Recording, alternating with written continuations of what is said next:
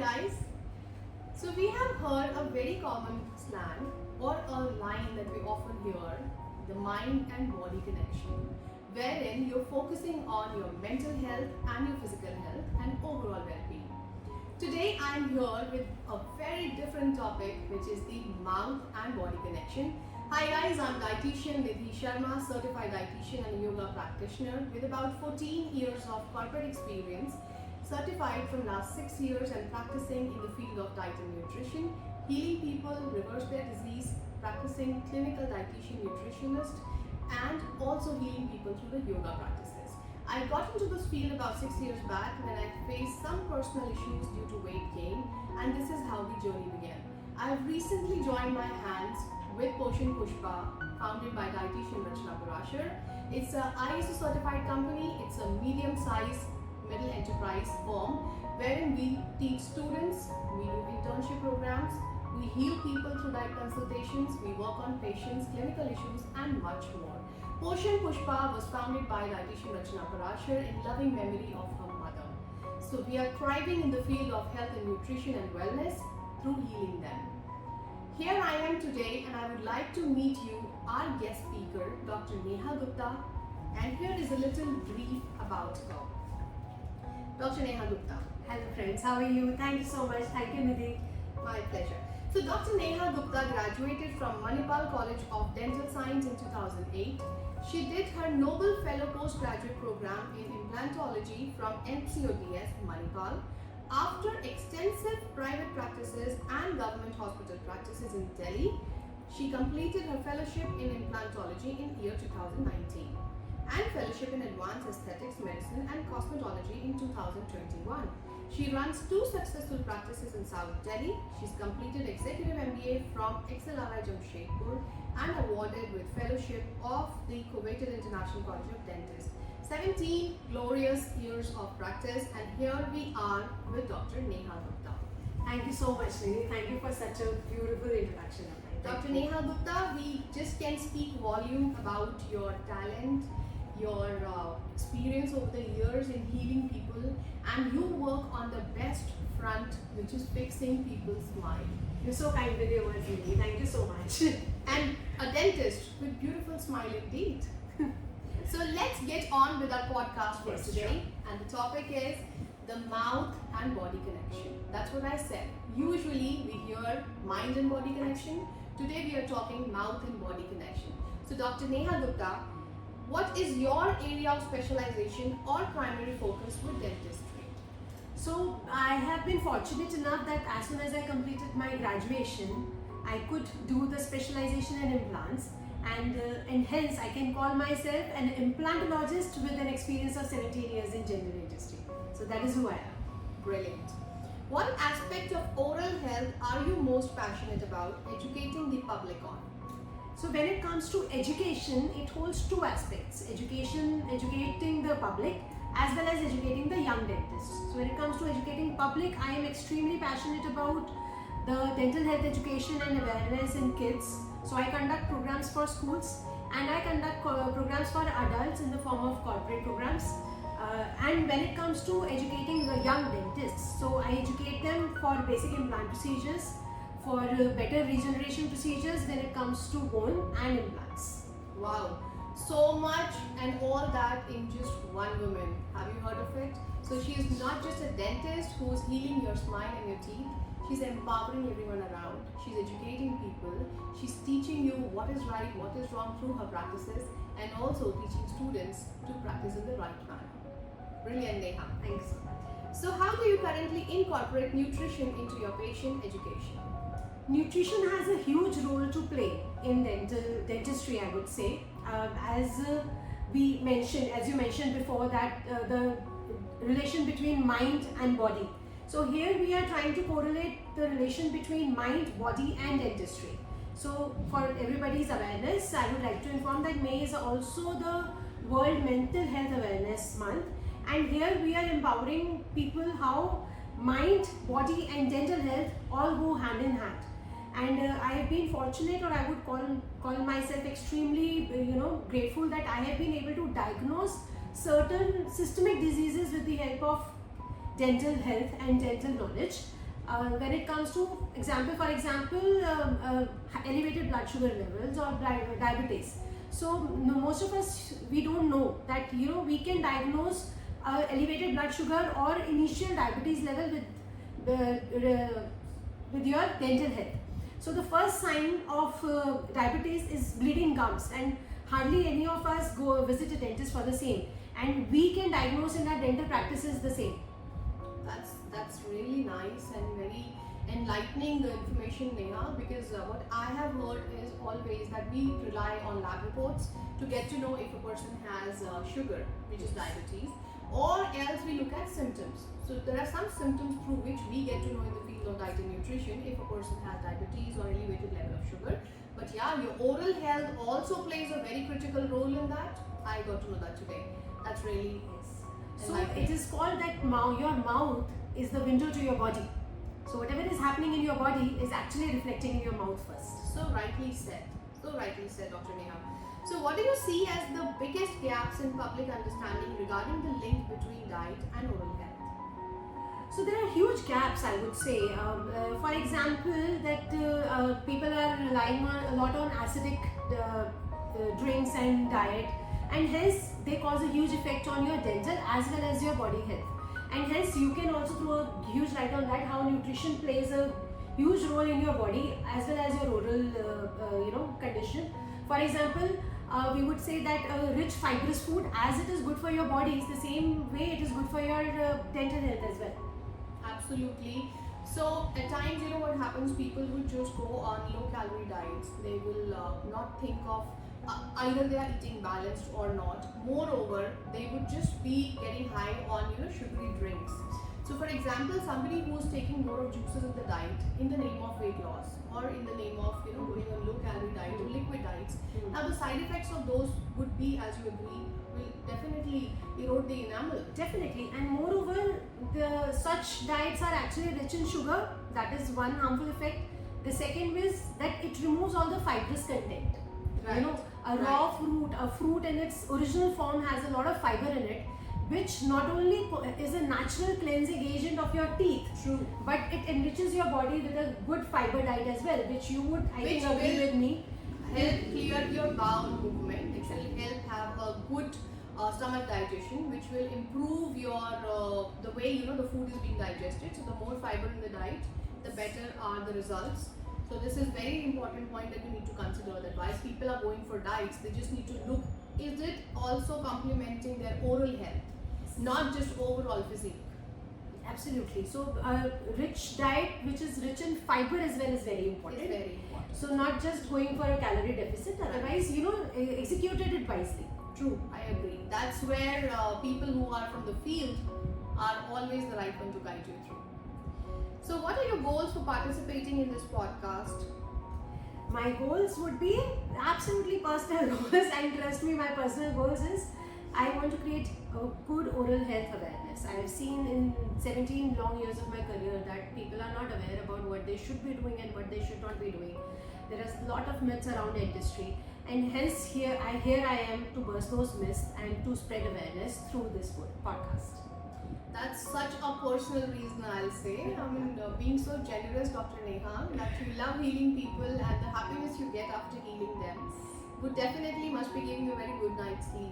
Yeah, I love this. I love doing this, and I like that sleep which I get when I change one life for another. I totally agree here, because this really impacts us as practitioners, may it be in the dental field, may it be doctors into the other fields, may it be dietitians, because when you see somebody getting healed, your job is already done, and the kind of calmness you get after healing people, there is no match to it. So moving on to our next part, Dr. Neha, how do you envision the dentist and dietitian role complementing each other in the mouth-body connection podcast today? So here I would like to throw some light on certain conditions that we have in the oral cavity which have close relation with the body. And I think I would like your contribution as well here, Nidhi, when we discuss this. Yes. I just discussed the role of diabetes yes, and how it is interrelated. So the first sign, as I mentioned, the first sign of an elevated blood sugar, I'm not calling it diabetes yet, it is pre-diabetic also. So the first sign in the oral cavity is bleeding gums, which most of us negate, and we try to go to the ghar ka nuskhas and all that. But just one visit to the dentist and you will know that only a simple diet change can actually reverse that pre-diabetic condition for you. So a routine prophylaxis along with a routine diet change, maybe some wellness modification, some lifestyle modification can actually help you reverse that pre-diabetic condition. I hope you agree with that. Absolutely, Dr. Neha, because for people who are diabetics, not only the diet really matters. We are not talking about calories here, we are talking about what you eat. Yes. So it's not always about what's on your plate, it's always also about how much are you eating and is it a balanced meal that we're talking about.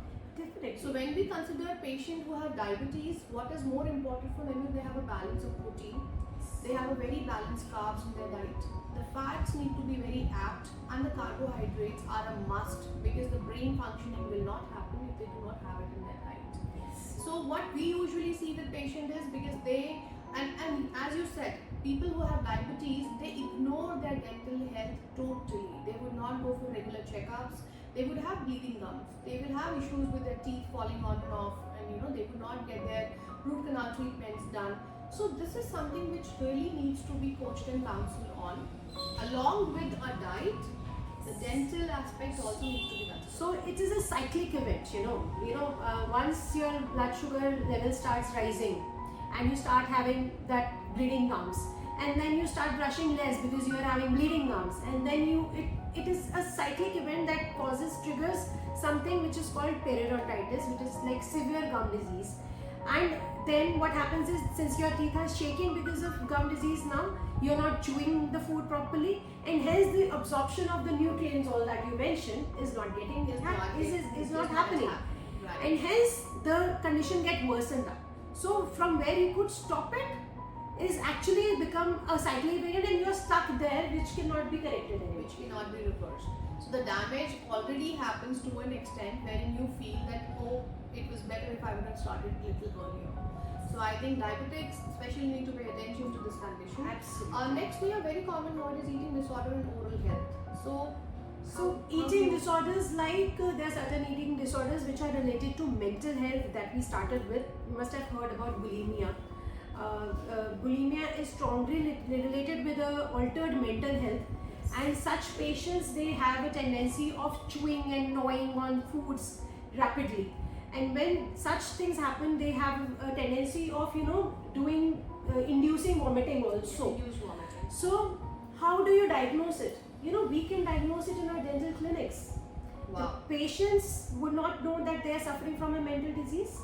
The patient's friends, family would not know, but we would know it because we are seeing actually through that window in your mind. We know that what is happening. We ask questions like, are you grinding your teeth? Are you eating too much? Are you vomiting too much? So such questions cannot be asked by friend or family. True. So here the role of dentistry or a dental checkup is very important, and that is how we relate it to your mind, to your body, and to your oral health. Same, there is another condition which we would call bruxism. Bruxism is night grinding.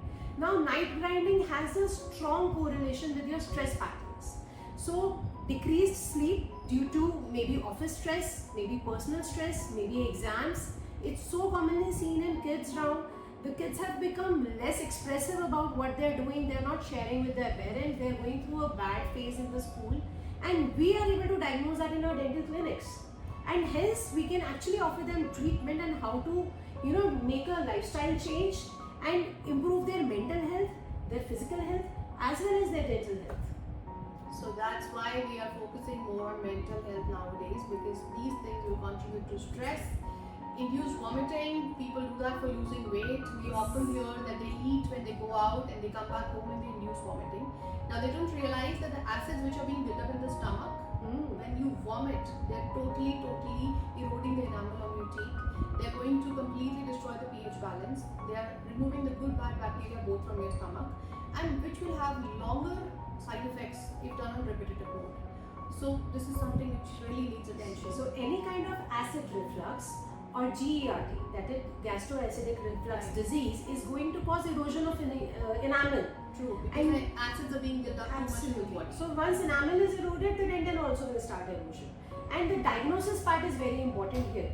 More than treatment, diagnosis is important. And hence, we come back to the root cause and we treat the root cause. Right. Thank you. So now next is pregnancy. Now the pregnancy we often hear, and I remember, I think everybody whosoever is pregnant sometime in their lifetime have this issue of either gingivitis or bleeding gums or having that foul smell from their mouth due to hormones being disrupted. So what are your saying on that? So pregnancy has such a strong correlation, and every woman I think would here agree that during the phase of pregnancy they have faced all the concerns which we have. First of all, I'm going to use this medium to break the myth. Pregnancy is not a contradiction to your dental treatment. True. Only certain phases in pregnancy are contradiction for your dental treatment, and rest also you can get the treatment done with the consent of your gynecologist. So it is important to keep your oral health in check during this important phase of life of pregnancy.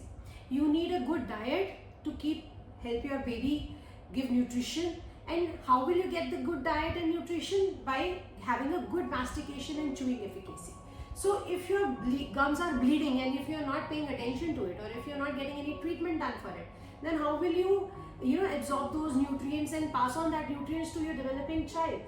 And hence it is important for us to generate that awareness in females as well as the male counterparts, so that they pay attention and they don't go in a denial mode ki you are pregnant right now, you can't go to a dentist. True. So in fact, Dr. Neha, this is very commonly practiced and faced by women. In fact, they have this pain while chewing onto things while they're pregnant. So by the time they reach their maybe second trimester, the tooth start paining, the whole denture starts getting more sensitive. You're sensitive towards cold, you're sensitive towards hot. So is there any tips that you would like to share for especially pregnant mothers that we can just advise them on the go, like a hands-on tip? Yes.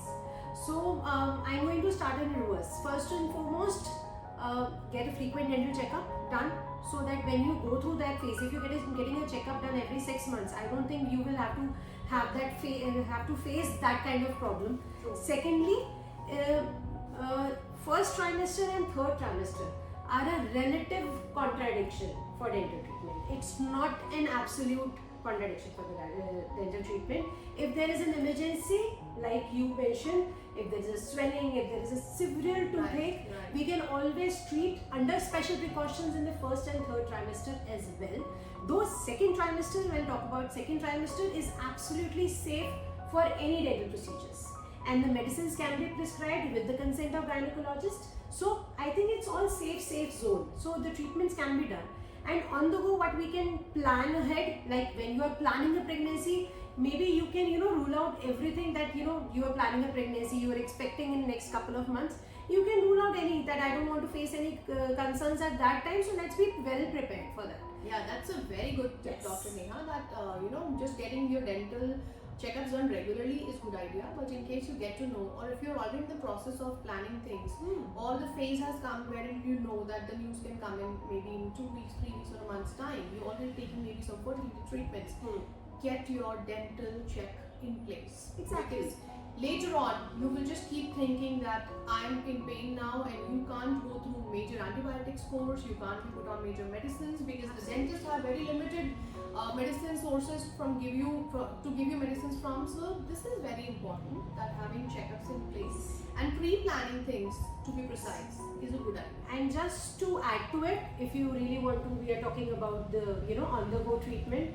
Few things might help, like massaging your gums would help definitely with the prescribed gum paints, or home remedies also at times do help at the initial stages. Then rinsing mouth with warm saline water definitely helps, and with the help of your gynecologist and your dentist, you can start with the basic antibiotic course also. Okay, great. So acid reflux we already covered. We see a lot of people having the GERD Yes. issues and the acid reflux, and you mentioned that. What about cancer treatments, Dr. Neha? So cancer, if a patient is undergoing cancer treatment, you must have heard about they are undergoing chemotherapy or radiotherapy. So there is a concept called radiation-induced caries. So when the radiation-induced caries happen, and if that radiation area falls in your head and neck area, so your teeth start to get mottling. A lot of mottling and a lot of cavities start happening. They are majorly due to many things, like they obviously have some side effects. So they cause dry mouth. Dry. So now saliva here is a natural cleansing agent. So if saliva is not there in your mouth, Reduced, right. it's not happening, salivation is not happening, you are frequently having the problem of dry mouth. And hence the caries index increases, that is mostly the teeth start getting caries. And hence during your radiotherapy, with the consent of your medical practitioner, you should get the caries check as well as the initial dental treatments maybe before you plan, because most of the cancer treatments are planned, if I am not wrong. Yes, They absolutely. are mostly planned, so you must get the pre-screening done so that all that can be taken care of. Keeping a dentist on board along with your cancer team is important, so that they can prescribe you some salivation agents, some mouthwashes that can help you with your oral cavity, as well as some cleansing agents that can help you to reduce the dental induced caries. So it is absolutely safe for a person who's going through cancer treatment to get their dental treatments done, right? Absolutely, with the consent. See, everything goes on with the consent. A dentist is nobody to interfere with your other treatments. So we always take the physician on board. It's my protocol that if my patient is getting any treatment per se, even pregnant patients or diabetic patients, or I frequently get patients who have suffered from stroke. We recently treated a patient who is a completely paralytic, and we were actually doing a full mouth rehabilitation for a complete paralytic patient. I was on constant calls with the physician involved there, and we were actually prescribing medication along with the physicians on what to give, what not to give, how long the patient has to sit on the chair, which position the patient has to sit on the chair. So all these things can be managed. So mostly people, as a layman, I would say, they don't know how hard we work to get this correlation and collaboration to bring it in place. True. And it happens both ways, from your physician's side and your dentist side. True. I agree absolutely. Next, very important and very commonly faced problem, especially in India, is osteoporosis. Exactly. So it's almost you will see majorly 50 to 60% of people facing that now, and the numbers can be really So do you know why osteoporosis is so common in India? because the sunlight exposure is less. Exactly. So now in India we are, see, I'm not against vegetarian diet, but we are extensively vegetarian diet, which again comes to your field, the field of nutrition. Yes. More than 70 to 80% people are actually vitamin D nutrient deficient. They are calcium deficient. So that is where it all starts from. And basically, largely when we see, because deficiencies of vitamin D and calcium could definitely have a poor dental health because they are interrelated. Also, people don't have exposure of sitting outside in sun, because when the synthesis is not happening, your body can make vitamin D on its own, which does not happen because the exposure is totally not there. Along with that, people do not want to rely on supplements combined with food. They Exactly. want it either only through supplements or they want either only through food. Yes. But there are times when you need to combine them together so that the body can work and absorb things in a way which is supposed to be. So that there is a particular role for supplements. There is a particular role that food has. Right? So I would like to throw some light here that something which your body has been missing for maybe 30, 40 or even longer, 50 years. We cannot imagine only the diet to compensate for all those times. and that too in a span of 3 months. Yeah. So you do need supplements. Do get the supplements prescribed. Take them regularly, and the condition can be reversed. It will improve. It It will will. definitely improve, It but will. that's not the root cause. Yeah. So the root cause needs to be addressed first. We should encourage our kids to go play outside more. Absolutely. Again, that brings us to the lifestyle changes and the wellness changes that we must incorporate in our sedentary lifestyle that we have. Coming next to it, how it has an important role to play in dentistry is, for example, I'm an implantologist. So when we place implants is something like, we are placing a titanium screw into the bone. So the bone quality needs to be very good. So when it comes to osteoporosis, condition like osteoporosis or a decreased calcium count of your body or vitamin D count of the body, the quality of the bone is not good enough, and hence the implant stability is not good enough. And hence we do prescribe supplements. Now the patients sometimes they don't have the willingness to rely on supplements, and that is where I face problem. And I would want Nidhi on my team for her to help me with that, because along with the dietary intake, we need to encourage the patients to take supplements at least for that time, and the osseointegration, that is the implant stabilization procedure, is happening, and it is very important. And hence, having said that, osteoporosis, vitamin D and the calcium count of your body is a very important role to play in dentistry. When it comes to kids, we can say that I have so many patients complaining me, मेरे बच्चे के दांत धीरे आ रहे हैं, late आ रहे हैं. So late आ रहे हैं is not the problem. The problem is, are you feeding the child right? Is your child's nutrition nourished from inside? Yes, the nourishment has to be from So inside. having those healthy teeth with a complete mineralization is more important rather than being worried about कि देर से आ रहे हैं. True. Yeah, something like that. So there are people who will even say that the teeth are not, they're not breaking. The child has not had even a single fall of tooth till now. I'm sure you would also be listening to this, because Yes. I have people who come to me for child nutrition, and the kind of reasons I hear from them: A, having poor dental health. The kids are not into the habit of brushing in the night. B, being too high on candies, chocolates, sugary drinks. They do not brush at the night. They do not brush properly because obviously they are small kids and they need some guidance on the area of brushing, definitely. Moreover, the junk that we eat, so it largely will impact your oral health. The refined flour that we consume, the processed foods we are consuming, the chips and dips, the packets.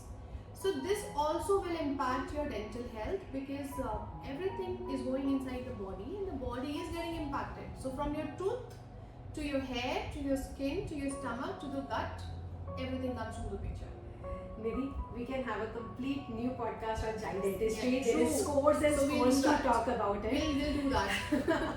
Child dentistry is something I'm extremely passionate about, and I'm myself am a mother of two, and you are too. Yes. So we are extremely passionate about child health and dentistry, and we can do all together a new All together podcast. a new podcast on child nutrition, dental health. Yes, Yeah. yes. So what are some of the most common misconceptions you encounter from clients regarding nutrition?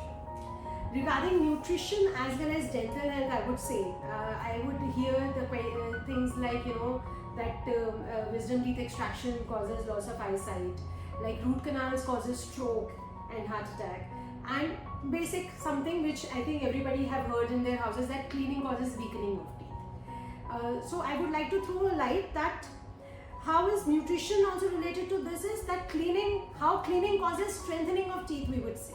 So rich fibrous diet is actually a natural cleansing agent, and a natural cleansing agent is going to improve the dental structure. It's going to strengthen your gums and hence strengthen your teeth, and that is how, in a nutshell, I would say diet is related to And it it. will also improve your gut health, and when the gut is healthy, there is less acid being produced. When there is less acid being produced, there is no erosions of teeth happening. So we definitely correlate and co-complement each other, because the Yes. topics are so interrelated that you cannot bifurcate or divide them into two different segments. And just to remind you, all the nutrition absorption will happen only if you are chewing your teeth, your food properly. Which is 32 times a bite, right, Dr. Neha? Absolutely. 32 times you have to chew one bite. You will never gain weight, you will never have any health issues, and your teeth will be continuously exercising, so better dental health. So reminding everyone once again, which we have all studied in our elemental classes, the first digestion happens in your mouth. In your mouth. So if that first digestion is not happening properly, then rest of the digestion is going to go in vain. So Dr. Neha, apart from what you have heard, there are some notions that I also hear from dental point of view and nutrition point of view. People believe all carbs are bad. They believe all fats are bad. Eating at night will make them gain weight. Also, they need to have juices, because having fruits multiple times in a day will make them gain weight. And the list goes on. So, when you hear these kind of things coming from people, all you think is that we are largely living in a world where we are just getting information from maybe Google portal, relying on some information which is coming from a source of mouth. Always refer things which are written by an author. So this is a tip. If you really need to consult, if you really need to rely on information, read books. Because they're written by somebody. So when they're written by somebody, there is a guarantee. You can question that, you can challenge that, and you have a reason why would you not rely on something which is done in black and white. So it's a corporate rule that we always believe, if it was never documented, it never happened. Absolutely. So for the document versions, that is where the role of people like you and me comes to make people aware of what is right and what is wrong, and not just to blindly follow Google. Google is not certified, it is not a doctor. It is just, you can put anything there, I can put anything there, and it will be a fact for people that don't know what is. And here we come to the last leg of our podcast. So, Dr. Neha, how do you currently address oral health in your nutritional counseling? So, I'll just tell you briefly the dietary assessments, education on carcinogenic foods, guidance on acidic foods, emphasis on protective foods, meal timings, and snacking habits. So to start with, when I have, I'm again hovering around child dentistry because that is where it all starts from, because we are encouraging a good oral health. It all starts from the childhood. So first and foremost, you would actually be in agreement with me here. Having frequent sips of water and having a lot of water in your diet is very important. Why? Because water is an important cleansing agent. Water is a good hydrating thing. So it's going to help you clean your oral cavity, frequent sips of water. So when a mother comes and tell me that my child is not brushing enough times, I just tell them that give them frequent sips of water. The oral cavity is going to wash out anyhow. True. Secondary, having a good fiber-rich diet is going to complement a good diet as well as a good dental health. Again, it's a natural cleansing agent. A good diet which is rich in calcium, you would agree? Yes, Calcium absolutely. is going to help your bone health, is going to help you good quality of dentin, good quality of enamel, and hence be less cariogenic. Cariogenic is there will be less caries index. The cavities would be less. And please add to it if we. So basically, when we talk about foods, education on carcinogenic foods, we consider sugar and starches are metabolized by oral bacteria to produce enamel eroding acids. So that is one point we really need to consider. So whenever you're choosing foods, so anything which is rich in sugar is going to be sticky. So sticky sugars is going to further cause an attachment pellicle on your teeth surfaces, and that is going to release acids. The acids are going to help bacteria to grow more. So again, it's a event. So proteoglycans and all those the discharge from the bacteria is going to help the bacteria to grow furthermore. The sugar helps bacteria to grow furthermore and hence increase the caries incidence. So the sugar-rich diet has to be avoided, and anything which is rich in sugar is going to affect the body health as well. the gut gets The gut imbalanced. The child will always have less of focus because the spike they get due to eating sugar or candies will totally disrupt their focus in their studies. You will see the child is not having concentration, their appetite gets low, they don't want to eat food because they're getting that sugar spike and the energy, the calories are coming from there, but those are all empty calories. So what you're feeding your child equally plays a very important role, but as Dr. Neha said, we can have a separate podcast on child nutrition. Exactly. Because this is an endless topic. It goes This is an very it long goes way. on and on. Yes. So now emphasis on some protective foods where, as Dr. Neha mentioned, calcium-rich foods for teeth strengthening, vitamin C for the gum health, Absolutely. and other essential nutrients. So we prescribe some supplements related to vitamin C, vitamin D, as well as vitamin B12 to improve your immunity as well as healing capacities. And that is what is needed to compensate for all the dietary insufficiencies you've had, along with your good diet and nutrition. Now, some of the healthy snacking options that you can recommend to your children for appetite would be The first snack that I give my kids is a fruit. A fruit. True.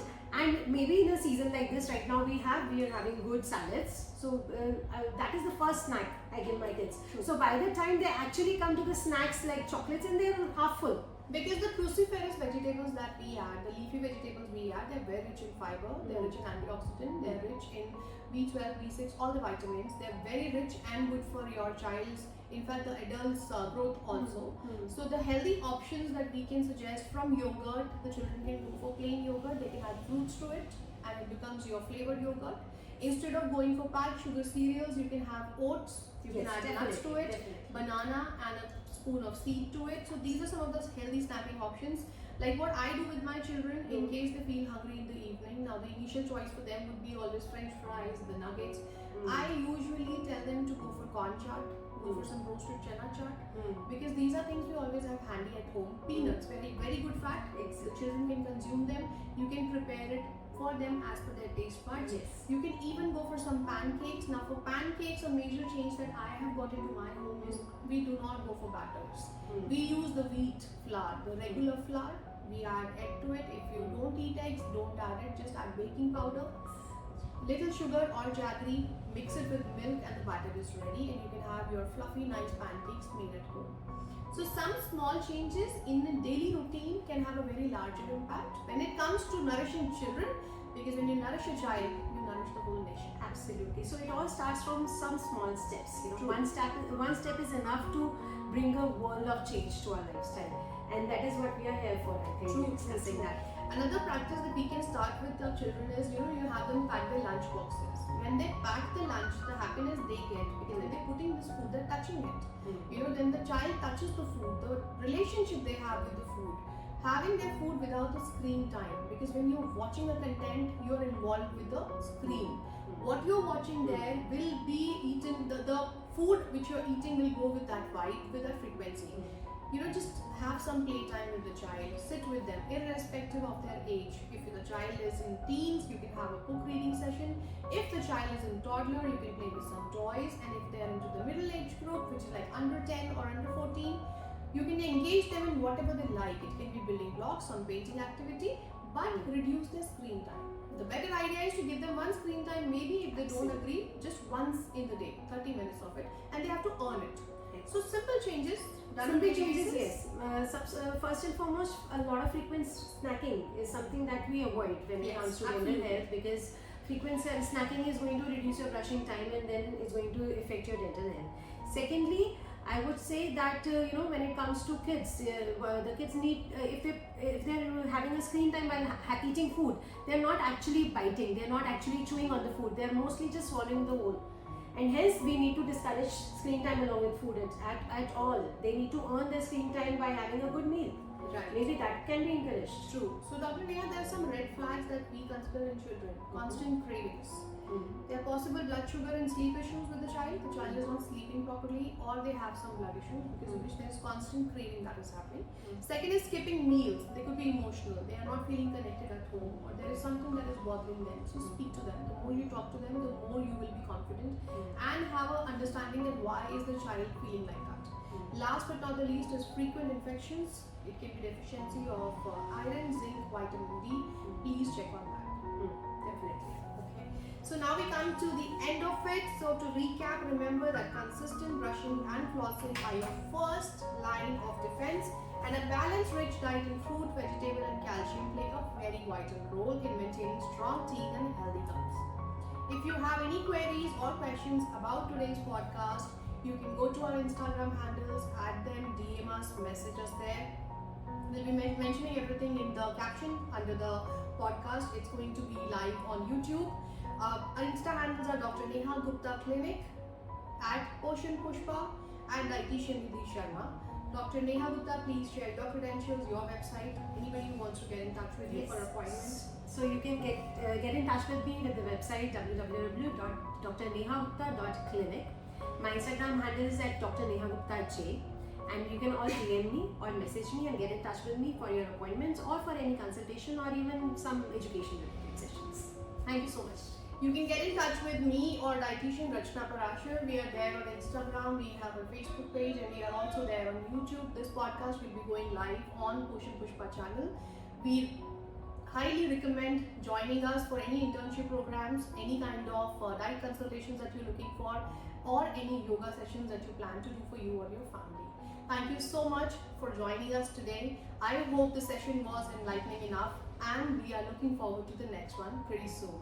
Thank you so much. Signing off. Thank you so much. Sharma. Thank you, Vidhi. Thank you, Dr. Neha. Thank you for having me over. Have a good day.